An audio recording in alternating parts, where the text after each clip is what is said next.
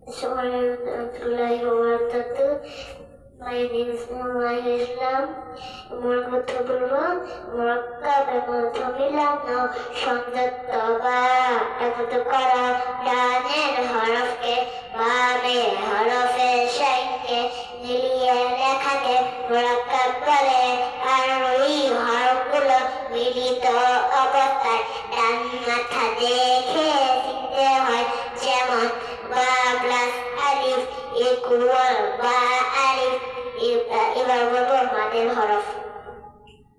মাদের হরফ টেনে পড়া হরফকে টেনে ওরাকে মাদ বলে। মাদের হরফ তিনটি, জবরের বাম পাশে খালি আলিফ মাদের হরফ।